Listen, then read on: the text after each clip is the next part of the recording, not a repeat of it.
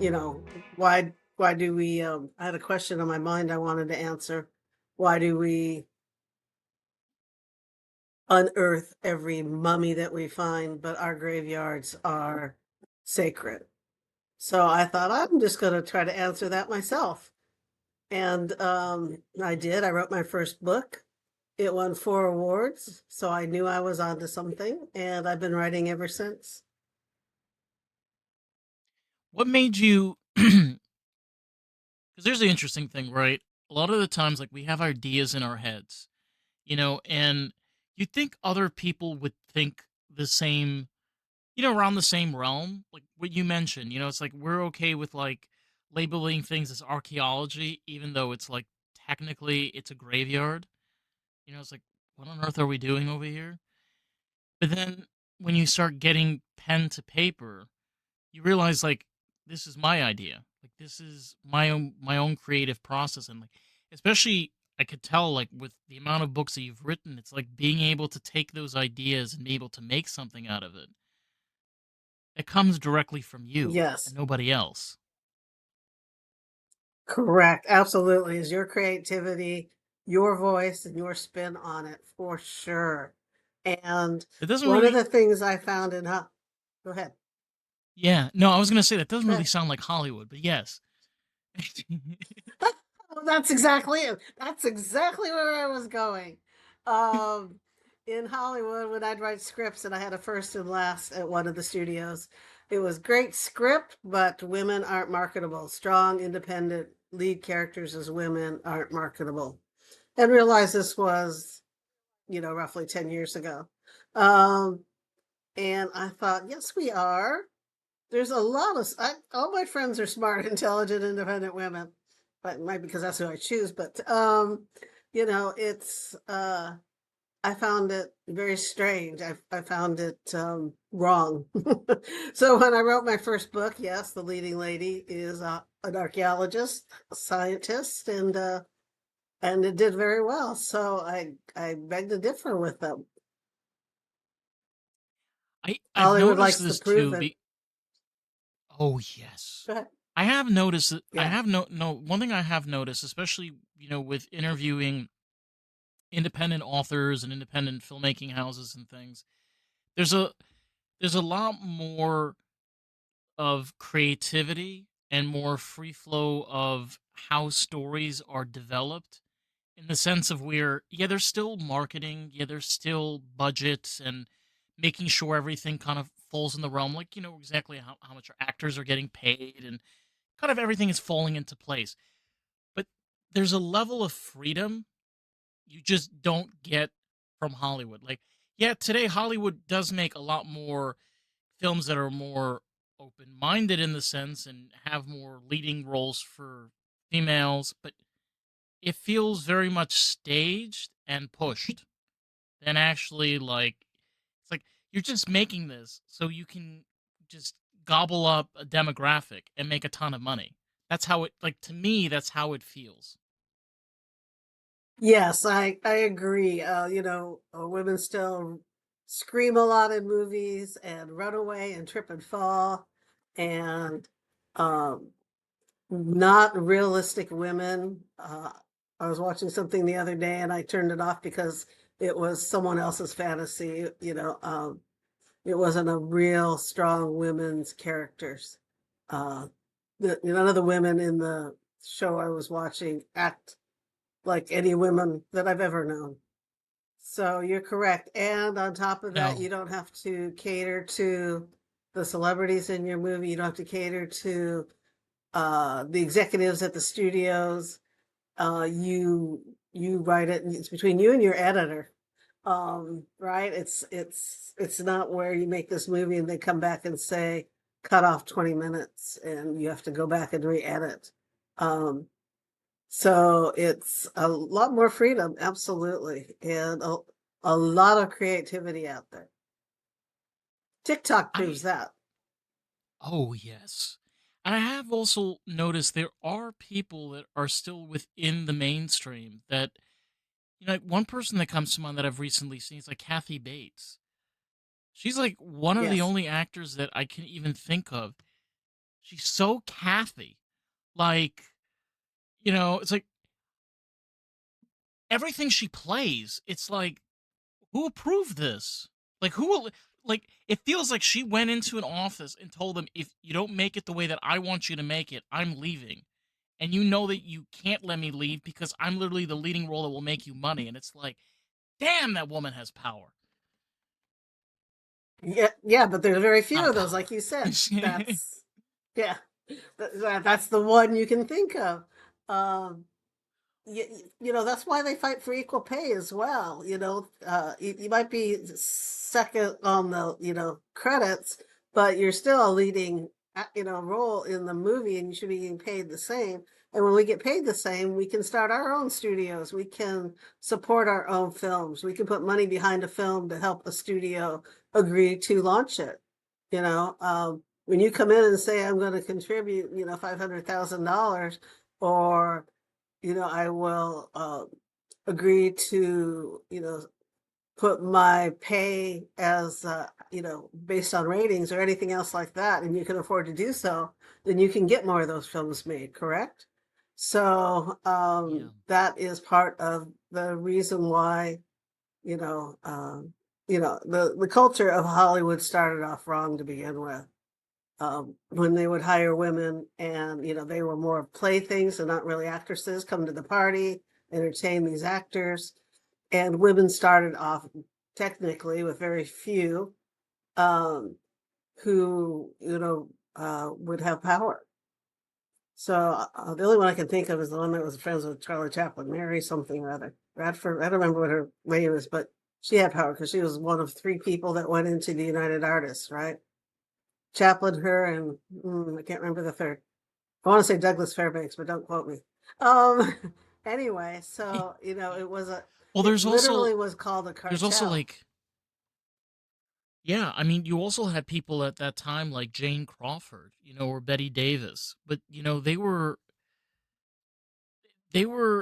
so much of their time based on their looks and their features, that the way that they represent them. Like even Mae West is a great example of this too. Like they had to present themselves a certain way in order for them to be successful. They couldn't necessarily tell their own narrative, even if they wanted to. I'd agree with that. Marilyn Monroe will fall into that category. Absolutely. Yeah, James Mansfield. I mean, the list can just goes on. It just goes on and on, and I think that's what's really interesting. Also, is having somebody like you that's an author that kind of has that worldview of where you've had your experience in Hollywood, and then you also have this passion to write, and you're able to do it at your own terms, the way that you want to progress your stories, the way that you want to develop your characters. Absolutely. It is free reign, and the creativity is mine. Um, and, that is unprecedented in Hollywood. They don't allow that for sure, especially from a female. But I mean, it's changing a little bit, so I don't want to be too sarcastic here. But again, I say I was in it earlier, but I still see those things.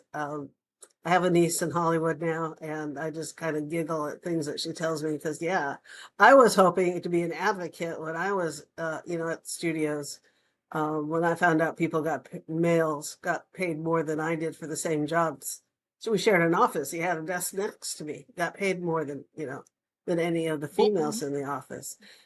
remember who are the people that are still running these mainstream organizations? Like Warner Brothers and Universal Studios and Disney. It's like the reason why a lot of these independent artists are being successful today is a lot to do with even people that are older. They have a younger mindset. They want to be able to have that open environment of having stories that not necessarily will gravitate towards, something like, well, that's not going to make us $200 million. Doesn't necessarily need to make $200 million. Sometimes a really great story where you have a female protagonist, or you know, I remember I watched an independent film 2 years ago where the main character, she was this woman that was single and in her 40s, and she struggled with mental health her entire life. And she went in and out of, psychiatric care, and that was pretty much the movie. The movie was about her figuring out her next steps in life and, her introduction with other characters. Like, she wasn't like, this bombshell. She wasn't like this, I got this all together kind of nonsense. Like, it was a real life scenario of somebody in a very difficult area in Chicago. And that's not going to make $300 million, but they made it because it was a really beautiful and creative story. Yeah, and unfortunately, we just lost him, but we can thank Robert Redford for a lot of independent filmmaking, right? Oh, And yes. Oh, Tribeca yes. is, with De Niro now, but yeah, absolutely. Hollywood wants, it's a flop if it didn't make the amount of money they wanted. Not that the film made money, they didn't make the amount of money that they wanted. So, example within last year was Horizon by Kevin Costner. It made money, but it didn't make the money they wanted or the amount of money, because not as many people are going to the theaters now. Or you have to spend lots and lots of money in marketing to get people seats in the theaters because we all wait for it to come out on video. But when it came out on video, streaming, it was number one for the whole month that it was on that streaming network. So the story's beautiful. There's leading ladies in there. Kevin talks about that, and when he talks about the movie, I've already seen two, Saga 2, and that is just as beautiful and just as a fantastic storytelling. And the critics are just like all over beating him up over this film, and I don't understand why. They're like, it's too long. Well, it's the same length as Oppenheimer, so what's wrong there? Same exact length. And you know, I know he doesn't listen to critics, but that makes people come or not come to a movie, right?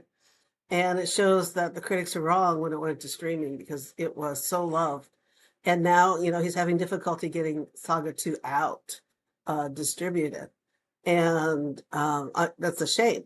It's it is okay. Yeah, there. He's trying to tell the real story of history, not the romantic story of history. People don't want to hear that. Is that why critics are so, oh, and it's so ego and this and that? And I'm like, well, if he was so ego, you wouldn't wait 20 minutes for him to show up on screen.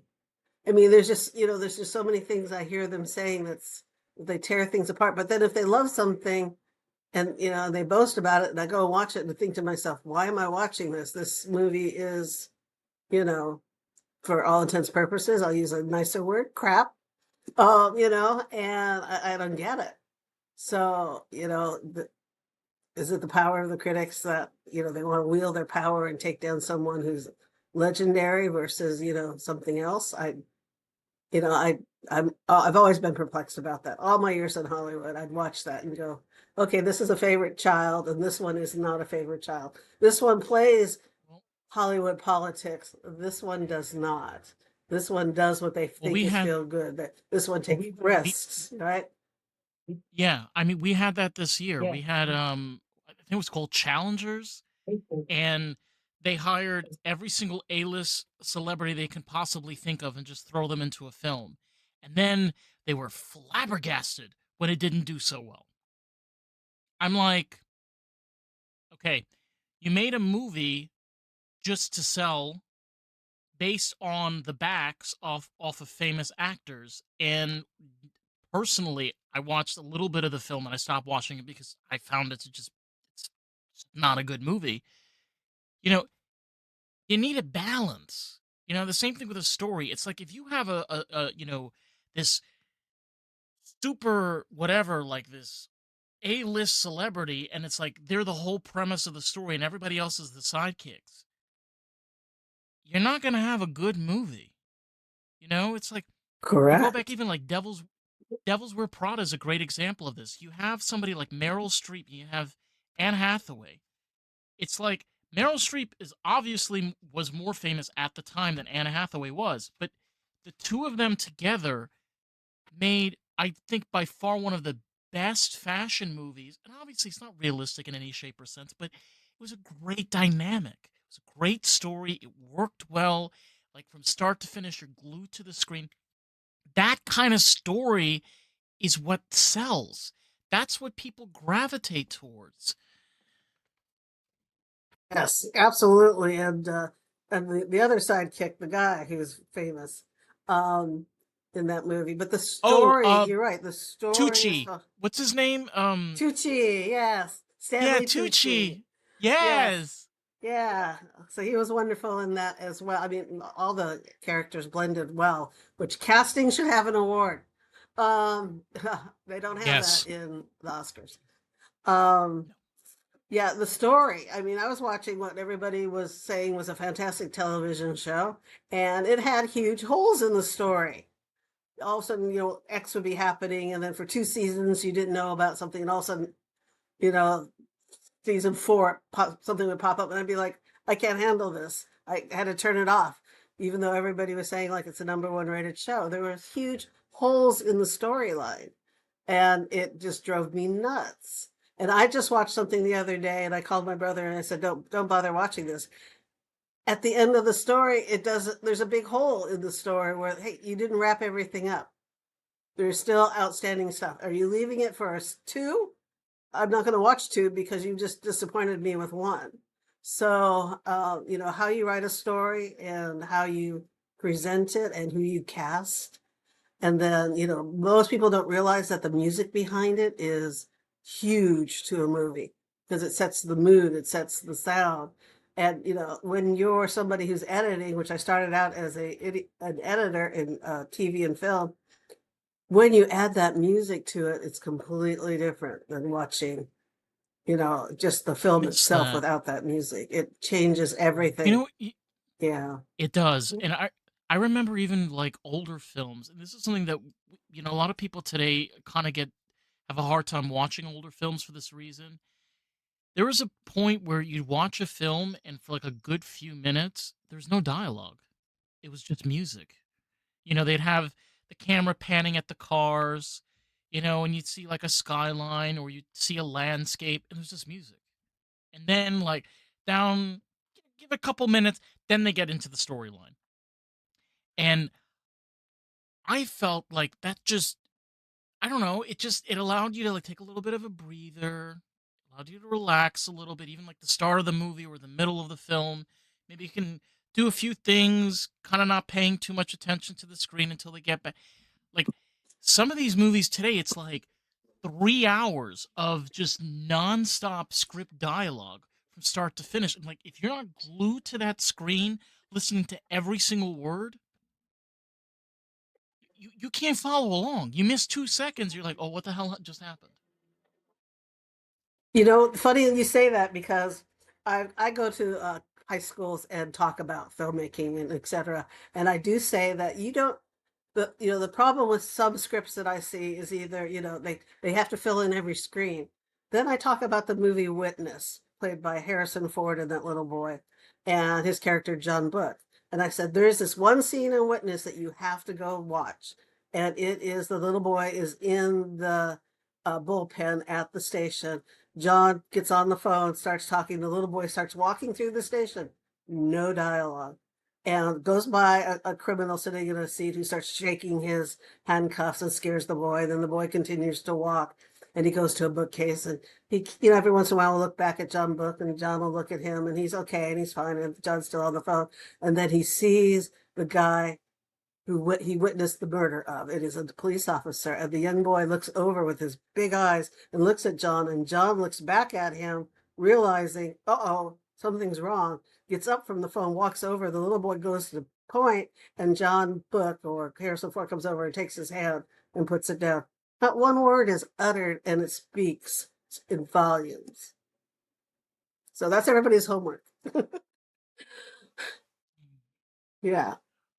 And by the way, that still does translate in many ways to how we as human beings, how we process stories.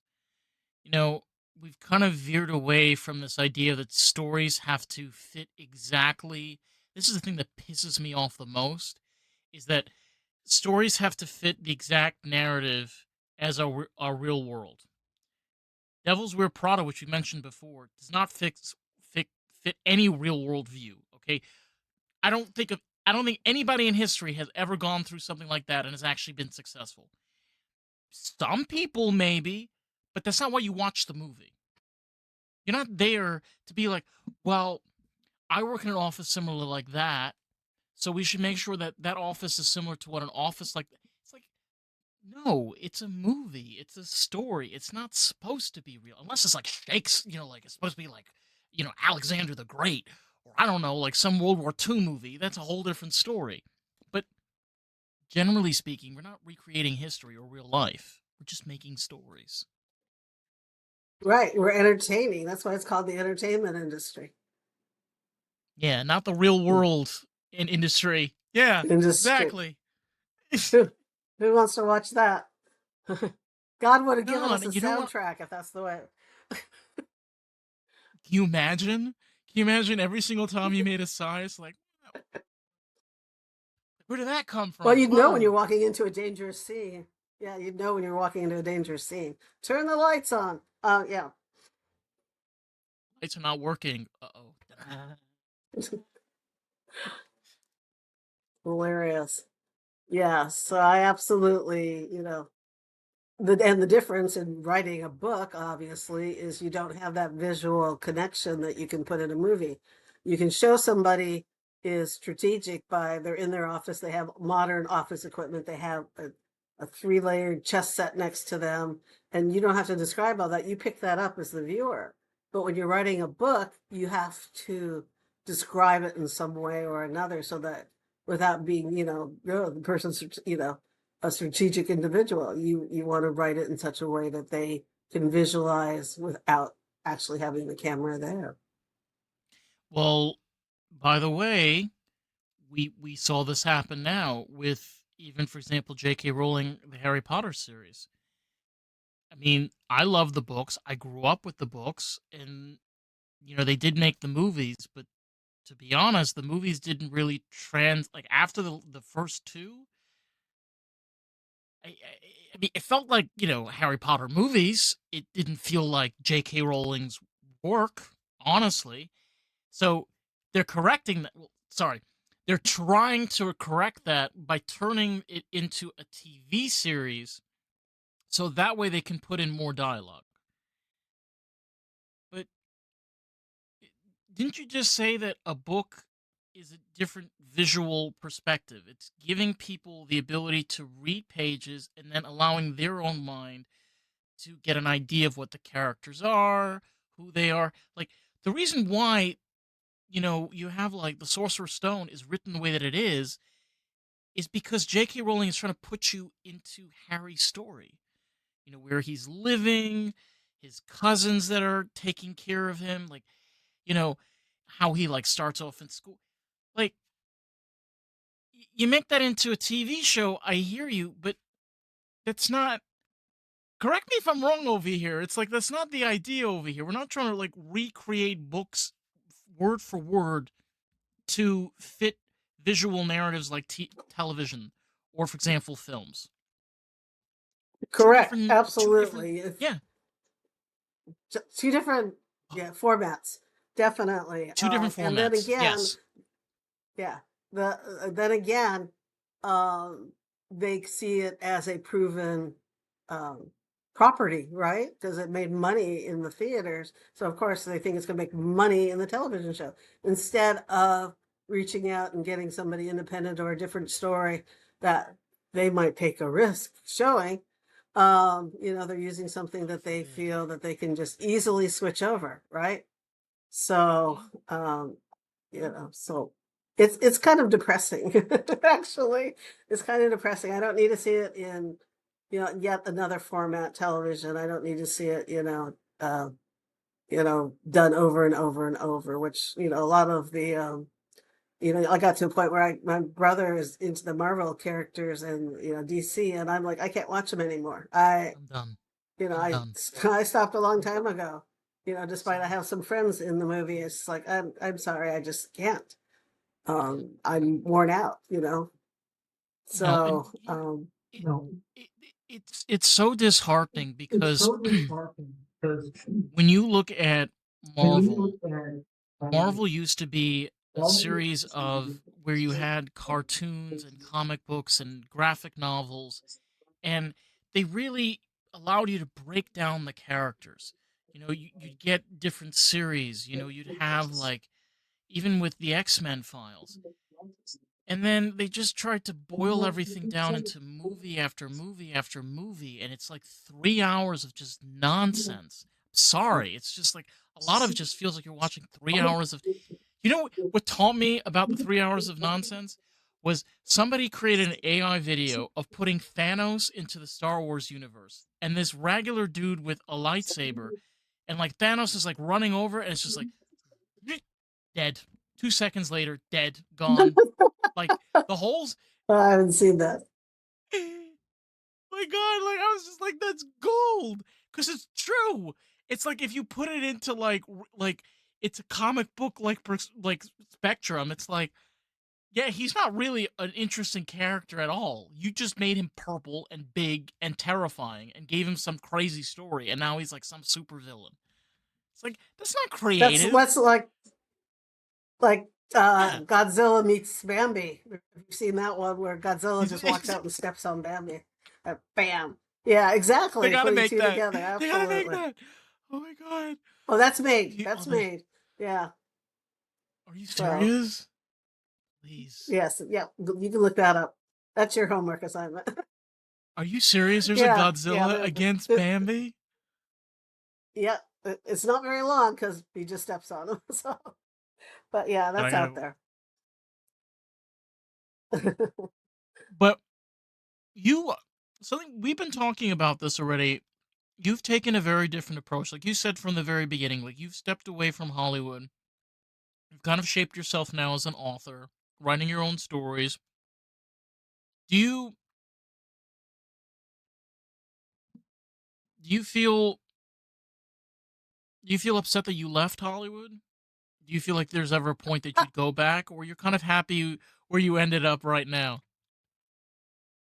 I am happy where I ended up right now, though one of my books, Road to Elysium, has been requested by about 5 or 6 different studios. The script requested, which I provided them. So who knows? That's a based on a true story. The only one that I've done that's based on a true story. And I laugh at the fact that I could end up back in Hollywood. But it's funny because a lot of people ask me that question. Don't you miss the glamour, the lights, the no, because the only time you get the glamour and the lights is on the red carpet and you are hairsprayed, you haven't eaten for weeks, you're pasted and taped and put together and you're wearing heels that you can't stand and you're in pain, and that's the glamour part of Hollywood, which is not glamorous at all as the person walking down the red carpet. So normally, like we'd go to the Emmy Awards, it's 3 o'clock in LA when we do, we're walking the red carpet and you're sweating in LA, and your makeup's coming off and, just so you can make the East Coast time slot. So it's, a lot of, no, Hollywood. I used to tell people I worked in a warehouse. I'd go somewhere and meet someone new. They're like, what do you do for a living? I work in a warehouse. And, I didn't want to say I worked in Hollywood because people have these very wrong perceptions of what it's like to work in Hollywood. It's a job. It is a job. And yeah, you work with famous people, but they're people. And, if you've been around it Mhm. long enough or get jaded, they're people. They have, they have upset stomachs. They, have good things in life. They have bad things in life, just like the rest of the crew that's working. So some of them have more power than others. Some I would never work with, ever. No, and you know what? So You know what's very interesting. Like besides doing podcasting, like I'm in the automotive industry, and there are people that represent themselves in the automotive industry. Pretty famous people, and they talk about vehicles, and I'm like, I'm sitting there, I'm laughing my ass off because some of the cars that they're promoting, they're some of the most unreliable pieces of garbage that have ever been made in history. And people got to remember something. Just because somebody is famous doesn't mean that they're necessarily smart or know the industry through and through. It's like just because somebody is an actor Doesn't mean like they're a novice on films. You know, they are like, you take somebody that's been doing comedy films for 30 years, very rare. There's very few people that can do this. 30 years doing comedy films, and you put them in a horror movie, and you make it like one of those like surreal, like dark, you're gonna be laughing your ass off. And it's not supposed to be funny.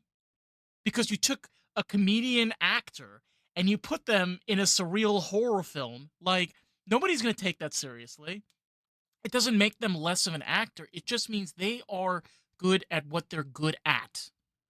Doesn't mean that they're Right. God's gift to the universe or they're some superior being. It's they're trained professionals in a specific niche. That's it. That's all it is, right?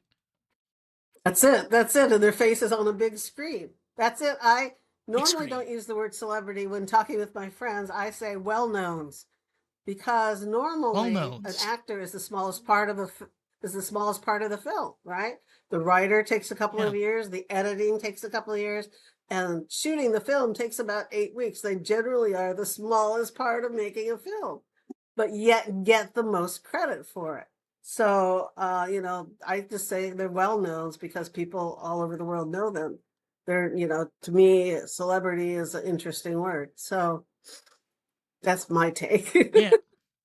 No, and you know what's interesting? I was just thinking about this. The same thing applies even with you writing a story, because when you have your main characters and you have all of the people that are a part of those stories, they become the focal point.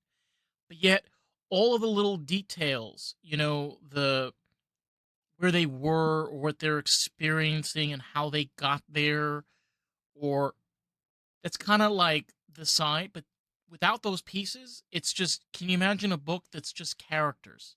Like Johnny, Rebecca, Danny, and Devin. The end.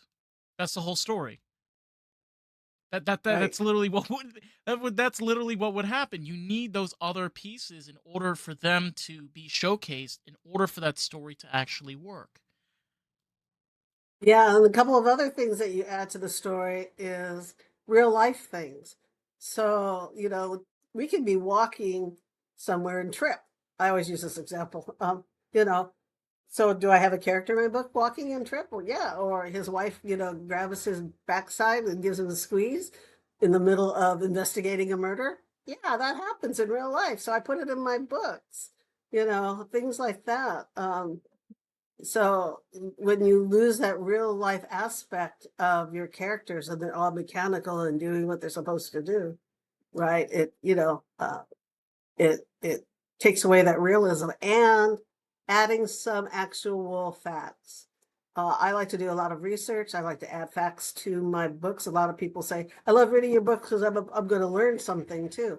But you have to put it in such a way that it's part of the story, not them sitting there with dialogue, having a, teaching session on what this fact means.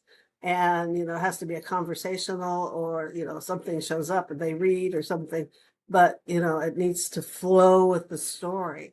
And a great example, of course, is Indiana Jones when he's kind of recounting when he's there. They're talking about the ark, and he's opening up that old Bible and talking about it. And he says, "Yeah, but Abner, this other character, did research and da da da," and it kind of flows in the way he's talking to let the audience know instead of these dry spots where someone turns around and goes, well, da, da, da, and you're like, oh, I'd shoot myself now, I crack up at it sometimes because does in every one of those high crime television shows, Law and Order, this and that, the head investigator turns around and goes, okay, I need you to fingerprint, and you'd be like, they don't know that?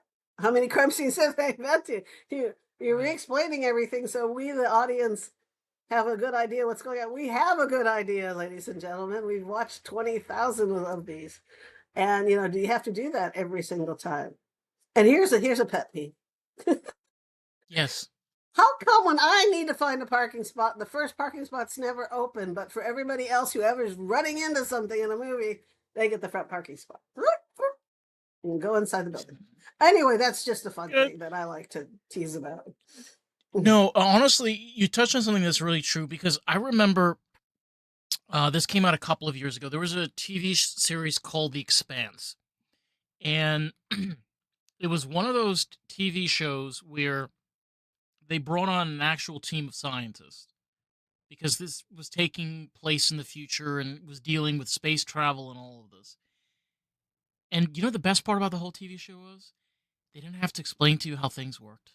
They didn't tell you how, when they plugged into this thing that had purple juice going into their brain when they were going crazy, speed just happened. Because that in that realm, what they discuss with scientists in order to give it that real flow, which a lot of it is based on science, that's just how it is. You don't need an astronaut that's literally all the way over there by Saturn's belt telling you on how they're pressing this and this button to turn around the Saturn's orbit. I don't need to hear that. Just do the damn story. Exactly. You hit the nail on the head. Absolutely. I love that. Whenever I think also some of the most important key elements, and correct me if I'm wrong, the least details you can give and trust the writer or whoever's watching or whoever's experiencing, that's, I feel, is the best approach. Because when you try to over explain everything, I feel like when I'm reading or when I'm watching something or hearing something, I feel stupid. It's like, you don't trust me that I can make my own judgment for myself, that I can be able to understand the story. Like, I'm too stupid to understand. Like, the idea of the parking lot situation is like, come on, okay? There's no such thing as where there's an available parking anywhere, unless you're like in the middle of who knows where, in Georgia, like at some shopping mall that's been closed for 35 years. Like, no, okay? That's not realistic, all right? Give Gotta give a little bit of realism and trust the audience, the people that you're putting out the work to. Gotta have a little faith. Great Yes, song, and by the way. I do that with my characters as well. Um, the name you give them is important. I give some background, but I don't go in and talk about skin tones or nationalities or, a lot about my characters. You learn about them over time. But a lot of people have told me they really relate to my characters. And so I've continued writing that way, where I don't give these big, huge, descriptions of my characters and what they've gone through their whole childhood and all this stuff.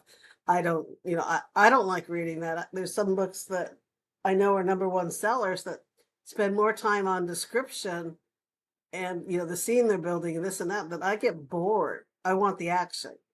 I'll put those books down. I can't stay with those books. I write books the way I want to read them. I like intelligent women. I like action. I I've dabbled in romance, not my thing. Not that my stories don't have romance, because real life does has love and romance. But the main thing is they call them hard boiled cozy mysteries. I love a mystery that doesn't foreshadow. I don't like foreshadowing. I think I got that from working with Steven Spielberg. I don't like a lot of foreshadowing. I don't want you to know what's coming. And I love it when you're laughing about one thing and something happens and it changes. And, Spielberg's notorious for that, turning a scream into a laugh. And, I tend to do that in my books as well, because I like that. So, how you write it and what you do, it could be a real tense situation and then she burps. You're like, what? Yeah, well, that could happen. So I put it in the book. You have that also though with people even like Quentin Tarantino is a great when he came out with Once Upon a Hollywood, and I'm one of the do you know what the one scene that stuck in my head was the fact that he put in Mama Cass. That was the one thing out of Right. that whole movie that stuck with me. Because the one woman that was given shit her entire fucking life that nobody cared about, like, he created a story that honestly was full of gore. It was violent. It was horrific. But in those soft moments, you got a glimpse of what Hollywood was in the late 60s. I think the film supposedly took place in 1969. And Just adding that element alone. It's like you don't need to know that it's Mama Cass. You don't need to know why she's walking. She's just a part of the scene. It's just that's the scene that they're moving into until they get to the climax. That shows like a level of dedication to the story that if you're Right. able to showcase well, it's memorable. Like even though the movie came out so many years ago, I remember that. Correct. I agree with that. Absolutely. And it can catch a viewer a little bit off guard, but it's an interesting off guard, right? You're like, oh wow, what's going on? Why is this here? You know? And if you don't leave a hole and you explain it, then it's wonderful. I know. You get I think also and I've noticed this also about other authors and you touched on this too. Sometimes characters, the best way for them to develop is you don't always need to know everything about their story. Sometimes having where you learn about their story from specific moments, and that's it. You learn one little piece. Either a tragic thing Yeah. that happened in their life, something that they struggle with. Maybe, they're possibly a little bit narcissistic and they're a little hard to difficult to deal with, like, Steve Jobs. But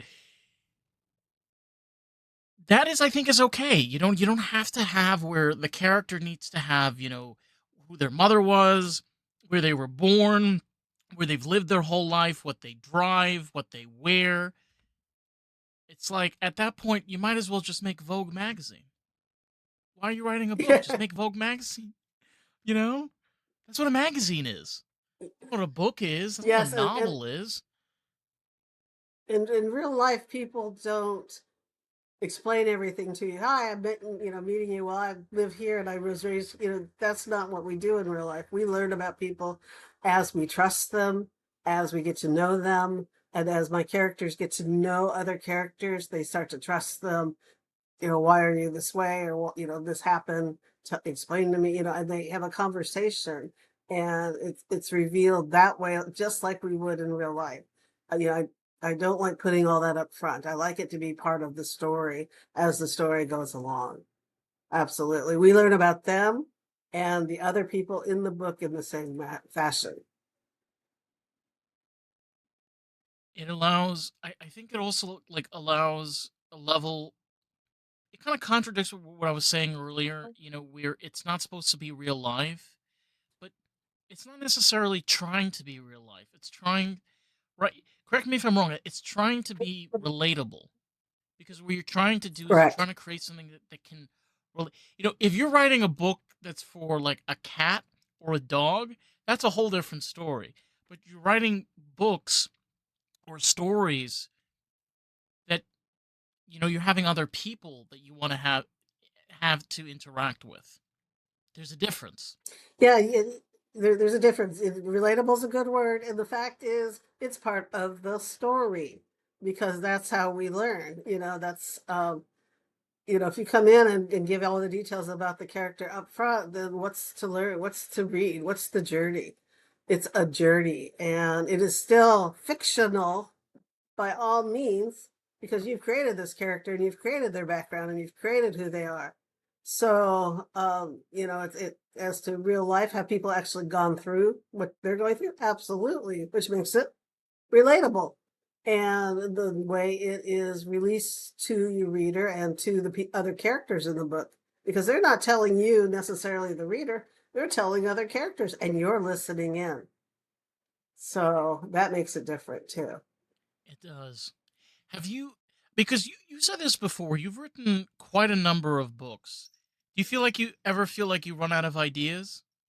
Or you got so many ideas, you just want to keep on writing? Absolutely. In fact, the book that's coming out on the 17th, I promised myself, because I promised myself the last time I released a book, I'm taking 2 weeks off of writing. It is very difficult not to write because in my head there's stories going around. So my next book is releasing on the 17th of October, Fear Struck, and I'm already 2 chapters in on my new book that I'm writing, number 16. So they just keep coming. Yeah. I mean, there's a million ways to have a story and tell different and do different twists and turns and just have fun with it. And sometimes I get so involved in a story that I'm on the journey with the story. So that makes me feel good because if I'm on the journey with the story, I'm hoping that's what happens to my readers. You you know, I don't want to be one of those people, but it's kind of true though, where a lot of the time experience really plays into the tools that you're able to utilize throughout your life. Um, I mean, in your case, do you feel that Hollywood has allowed you to be able to pursue the writing career that you've been able to pave out for yourself? Or you feel like you could have done I this without think, Hollywood? well, I've always been a storyteller. I won a speech contest in sixth grade, believe it or not. And I was first accused of my parents having written the story, which if they knew anything about my parents would know, they did not. They did not help me at all. So I've always been a storyteller, reason I went into Hollywood. But I will say, because people ask if you're a plotter or if you do it by the seat of your pants, I have the story visually in my head. Just so like when you're a director and you're directing something, it's visually in your head, and you have to relay that to the actors and actresses portraying those characters or the cinematographer on how you want the shot set up, et cetera, right? So I don't plot. I can see where my story is going to start. I know where it's going to end, and I have a feeling of the troubles and tribulations that are going to happen in the middle. So and it plays out, I assume, kind of like a movie. Now I don't remember if it was that way when before I went into Hollywood, but it certainly is now. Yeah. It's it's a lot of what ifs, right? Because I feel like a lot of the times we like to say, well, I could have done this, well, I could have done that. But I think every single thing that we do is a stepping stone that allows us to get where we are now. And I think that's the most important thing, right? It's not where Yeah, the most what important thing is to do it, yeah, right? literally it's like You can say, literally well, taking a the million step what ifs. Yeah, to actually actually moving forward to do what it is you want to do. yeah. Um okay, we've been talking about your books for this whole conversation. Where can where can these people find your books? Where can they find your work? I know you have a website that makes it a lot easier for a lot of I people. do. Yeah, my website is my name. It is Kaya Oliver.com. Easy That's peasy, mine. And lemon then my books are squeezy. on Amazon. Yeah, easy, Okay. easy. It's Kaya Oliver. So make sure you have the A in there because there's other people out there without the A in the middle. Yeah. And then I'm on social media and all over the place, and that's listed on my website. If you want to join me on Facebook and see what's coming out, my newsletter, whatever, it's all right there on Yeah. my website for you to go ahead and look up. Yeah. And you said you also have a new book that's coming out in October. Dude, it's called Fear Struck. This is my author's copy. So Fear Struck. Um, Look at that. it's Hey. a hey, Nice people cover. say it's a gripping psychological thriller. I really love that picture. I Yeah, love so these are psychological all, thrillers. yeah. And it's about Literally an my favorite author. genre of books. Really? Yeah. An author It's writing about about an an author author. who's a, yeah, and that's why it felt so real at times. That I was like, I wonder if this could actually happen in real life, where an author, Hope it doesn't happen to is now UK, accused of please. murder. Oh, me too. This- So yeah, could you imagine? Oh, scary. Oh my god. I think that honestly, I think that's really incredible. I mean, for sort of anybody that's listening, Kay has like a very large selection of books spanning from a plethora of different genres. So if you get bored by one, Kay's got you covered with another. So you can never if you're getting bored, then honey, you got to figure out a different way how to read. Yeah, I've got Right? over 30 literary awards. I'm in Who's Who in America, and I made Fiction Author of the Year for 2025. So, yeah, I think I have some good writings behind me. And I'm gonna I'm gonna make sure I'll put all the links and everything for you below, and then obviously with social media, I'll tag you along once we get this episode is out. And man, I have to say, like, I really appreciate like you taking the time and really being able to be the type of person that you were in the mainstream environment and kind of stepped out of it and kind of has shaped and made something for yourself. And it's not belittling or anything. It's that sometimes in life we realize that we want something more, we want something different, we sometimes want something better for ourselves. And correct me if I'm wrong, I think freedom is sometimes a little bit better than restriction. Absolutely. It is. Being able Mm. to be in charge of my creativity, having experienced the opposite, um, it's amazing, and I enjoy every minute of it, and I'm very happy with the choice. So I know some people Yeah, wouldn't understand it, but then again, they don't have to. you don't They're have to. probably, they don't have to, and they might be doing something that they're not enjoying, or they haven't tried something and find out they enjoy that more. So, like I said before, I've heard so many people tell me, "Oh, I want to write a book." Well, great, sit down, start writing it, because it's not going to write itself. So, even if you're putting in 15 minutes a day, do it. Learn something. Do a small novella. Learn all about it.